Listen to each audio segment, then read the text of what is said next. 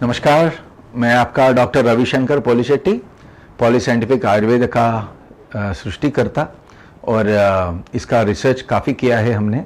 तो हम पिछले 4 वीडियो में हमने बहुत सारी चीज़ें आपको बताए हैं ताकि आपको ये समझे कि आयुर्वेद होता क्या है, आयुर्वेद क्या नहीं होता है। हर्बल एलोपैथी नाम हम किसको देते हैं और पॉलीसाइंटिफिक आयुर्वेदा किसको कहते हैं। इस वीडियो में हम आपको डाइट का जानकारी, फिजिकल एक्सरसाइज और प्राणायाम या ब्रीदिंग एक्सरसाइज का महत्व बताएंगे और करना कैसा है ये भी हम थोड़ा समझाने की कोशिश करेंगे। तो जैसे आपका पॉलीसाइंटिफिक आयुर्वेदिक डॉक्टर ने आपका नाप, वात पित्त कफ का नाप नाड़ी परीक्षा के जरिए किया है, उसके बाद होता क्या है, आपको डाइटरी प्रोटोकॉल देंगे, मतलब क्या खाना है क्या नहीं खाना है। क्योंकि अभी मैंने कहा रस धातु में अगर वात ज्यादा है तो कॉन्स्टिपेशन होगा, तो कॉन्स्टिपेशन वात की वजह से हुआ तो घृत मतलब ऑयल या पानी ज्यादा पीना चाहिए। अगर पित्त की वजह से हुआ है तो पानी ज्यादा पीना चाहिए, तो घृत कम करना चाहिए, मतलब ऑयली चीजें कम करना चाहिए। क्यों, कौन से ऑयल कम करना है, क्यों करना है, ये नाप मिलेगा आपको सिर्फ वात पित्त कफ का जब आप प्रमाण समझेंगे नाड़ी परीक्षा के जरिए, तभी मिलेगा। ठीक है, इस तरह मतलब आपका डाइटरी प्रोटोकॉल, मतलब क्या खाना चाहिए क्या नहीं खाना चाहिए। जैसे हमने पहले तीसरा वीडियो में या शायद हमने ये कहा है कि केदार कुल्य न्याय के हिसाब से आपके रस धातु में बैलेंस अगर हम करेंगे तो 2 पक्ष लगेंगे, मतलब 1 महीना लगेगा। रक्त धातु में दूसरा महीना लगेगा, मतलब रक्त धातु में वात पित्त कफ का बैलेंस पाने में, दोष समान लाने में 2 महीने लग जाएंगे। तो तीसरा महीने में मांस धातु, चौथा महीने में मेद धातु, ऐसा 7वां महीने तक आपका शुक्र धातु में भी बैलेंस आएगा। मतलब सारे अवयवों का, मतलब सारे 42 ऑर्गन्स का बैलेंस वात पित्त कफ का आएगा 7 महीने के अंदर। कई लोग बोलते हैं सर हमने आपके जड़ी बूटियां खा लिए हैं और लेकिन इफेक्ट नहीं मिला।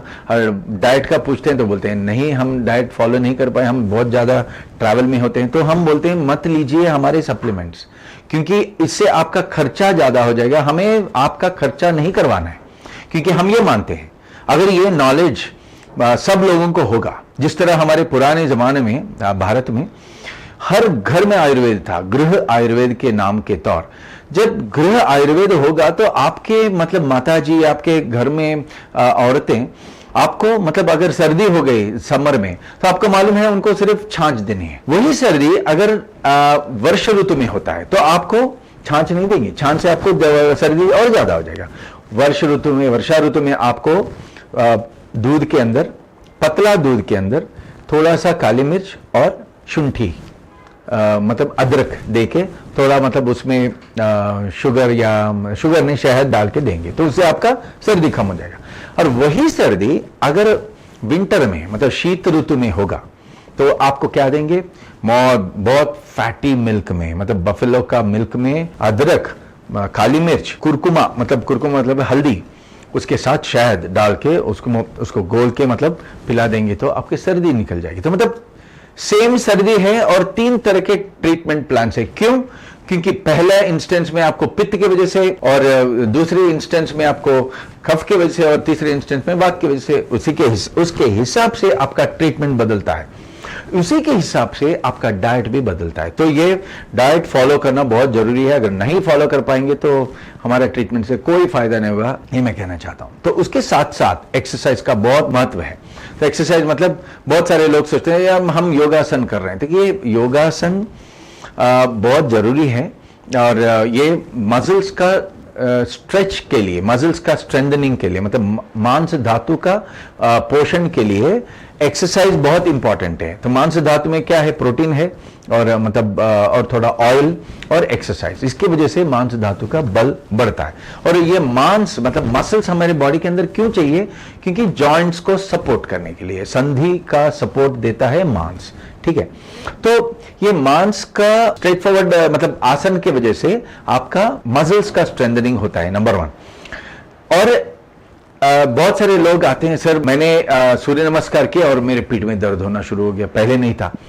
तो ये क्यों हुआ होगा कि उस आदमी में अस्थि धातु में वात या पित्त या कफ बढ़ गया होगा, जिसके वजह से लंबार स्पॉन्डी या सर्वाइकल स्पॉन्डी का ओरिजिन हुआ होगा, और सूर्य नमस्कार की वजह से फॉरवर्ड बेंडिंग हो गया है, और फॉरवर्ड बेंडिंग की वजह से वो मसल और भी बैक का मतलब लो बैक का मसल, पीठ का मसल और भी वीक होके वो प्रेशर पड़ेगा आपके बैक मतलब वर्टिब्रल कॉलम में, लंबार रीजन बोलते हैं जिसको एलोपैथी में, जिसकी वजह से आपको नुकसान होगा। बहुत सारे स्टडीज के बारे में पता अब चल रहा है कि योगासन की वजह से भी प्रॉब्लम्स हो रहे हैं बहुत सारे लोगों को। क्यों हो रहा है? क्योंकि आपके बॉडी के तत्व के हिसाब से योगासन करना चाहिए। हालांकि लेफ्ट एंड राइट कुछ भी करते रहो ना, ऐसा नहीं करना है। क्यों? ये मैं नहीं कह रहा हूं, पतंजलि योग सूत्र चैप्टर 1 और दूसरा श्लोक में पतंजलि महर्षि ये कह रहे हैं, योगा चित्त वृत्ति निरोधा।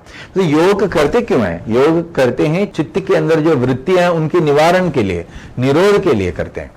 और योग क्या होता, क्या योग सम उच्चते, मतलब योग का मतलब है समत्व लाना। और समत्व होता क्या है?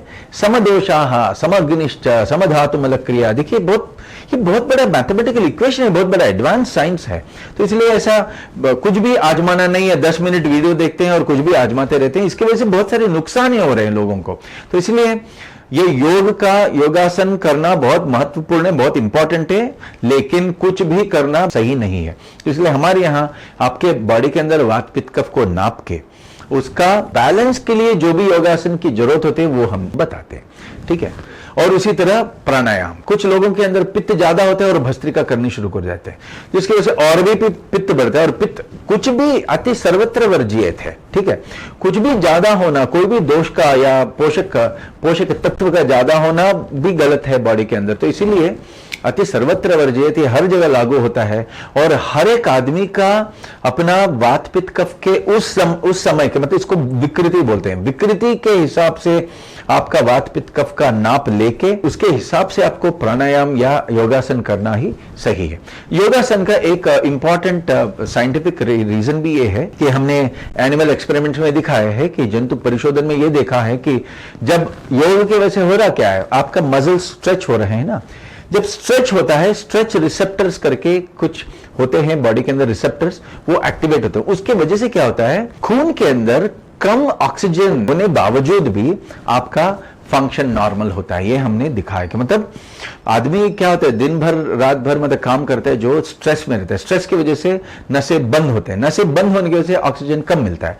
और योग की वजह से हो क्या रहा है, मतलब योगासन की वजह से ये स्ट्रेच रिसेप्टर्स एक्टिवेट होके हमने ये दिखा पाए हैं कि वो इस्कीमिक प्रीकंडीशनिंग बोलते हैं जिसको, मतलब इस्कीमिया मतलब लो खून के अंदर प्राणवायु का या ऑक्सीजन की कमी होने के बावजूद भी आप नॉर्मली जिंदगी जी सकते हैं।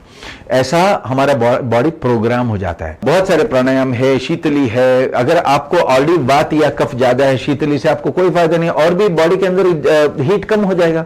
अगर बॉडी के अंदर ऑलरेडी पित्त ज्यादा है तो आपका अनुलोम विलोम से और पित्त बढ़ेगा। तो इसीलिए कोई भी प्राणायाम करने की मतलब, एक तो प्राणायाम और ब्रीदिंग एक्सरसाइज अलग अलग चीजें, प्राण का गति समझना ही प्राणायाम है और ब्रीदिंग एक्सरसाइज सिर्फ ब्रीदिंग एक्सरसाइज है। तो इन दोनों के बीच में भी अंतर है, वो अंतर अभी नहीं समझाएंगे, लेकिन ये इतना जान लीजिए कि अंतर है। और ये ब्रीदिंग एक्सरसाइज भी हम आपके वात पित्त कफ के हिसाब से हम पर्सनलाइज करते हैं। देखिए अभी हमने क्या किया, तो पहले हम आपका वात पित्त कफ का नाप लिए, नाप करने के बाद आपके बॉडी के लिए कौन सी जड़ी बूटियां किस फॉर्म में देना है ये हमने दिया है। उसके बाद डाइट हमने ठीक दिया और योगासन आप कर रहे हैं और प्राणायाम भी कर रहे हैं। उसके बाद होता क्या है, जहां जहां या वात या पित्त या कफ का एग्रेवेशन मतलब प्रकोप है, मतलब ज्यादा है, तो वो धीमे धीमे से अंगों से वापस खून में आएगा।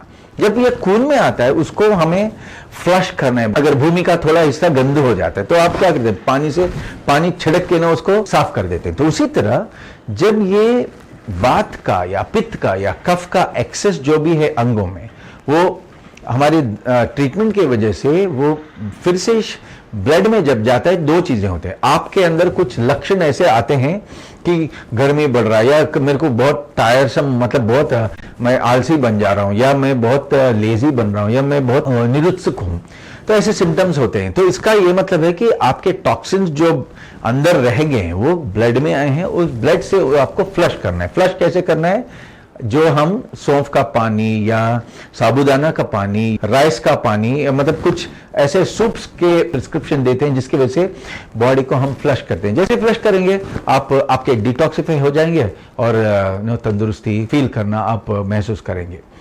तो इस तरह उसके साथ साथ एक्सरसाइज हो गया, प्राणायाम हो गया, और घर के अंदर घरेलू चीजों से आपके जो सिंपल ट्रिक्स है वो भी बताएंगे। ये भी करना बहुत जरूरी है। इनमें से कोई भी चीज नहीं करेंगे तो आपको फायदा नहीं होगा और आप हमारे पास भी नहीं आएगा, क्योंकि वो सप्लीमेंट्स खरीदना बेकार हो जाएगा आपके लिए।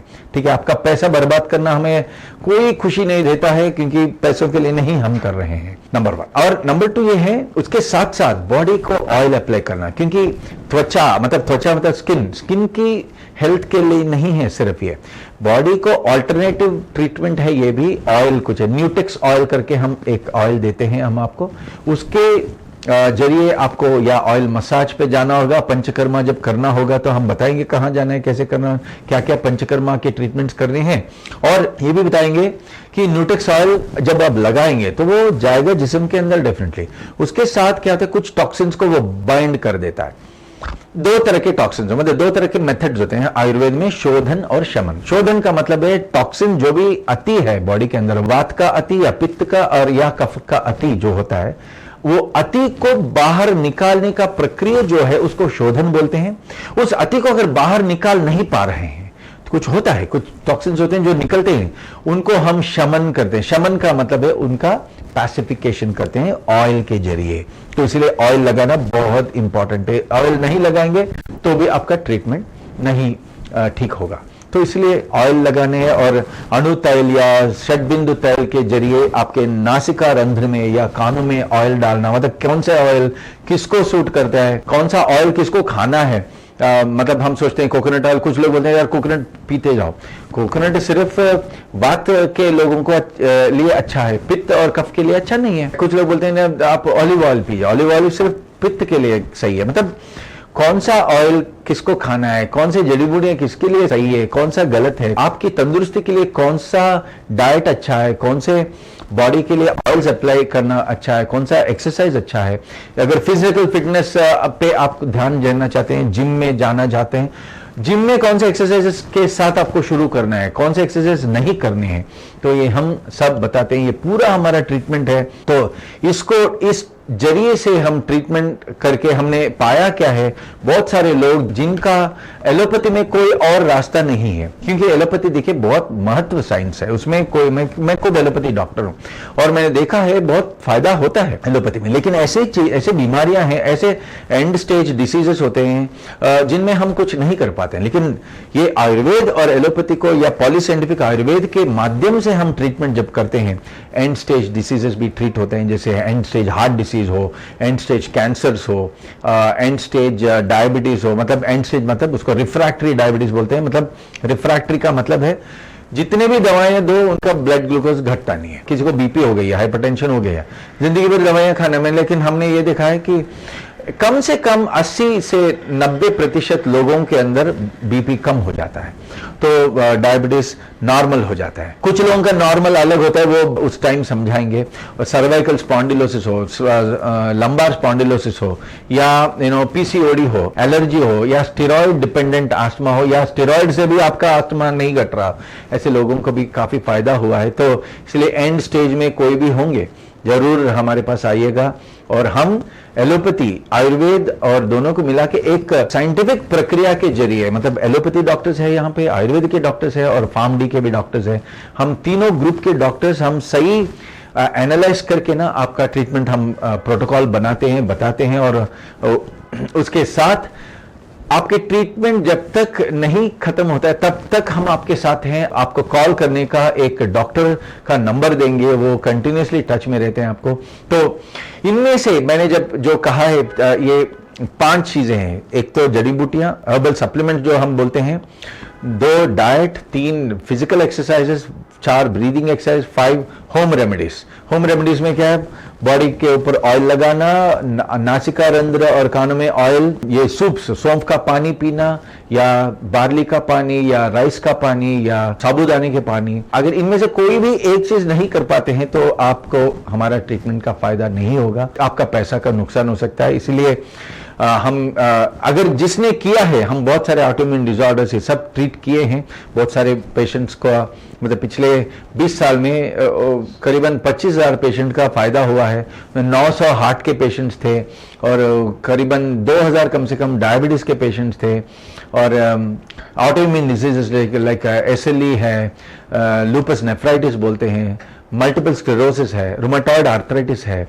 बहुत सारे डिसीजेस का, बीमारियों का इलाज हुआ है लोगों को। और इसके बाद क्या होता है, हमारे ट्रीटमेंट के बाद अगर आप सही कर रहे हैं, आपका एलोपैथी और आयुर्वेद के सारे दवाएं भी बंद हो जाते हैं। कम से कम 80% लोगों में ये हमने देखा है।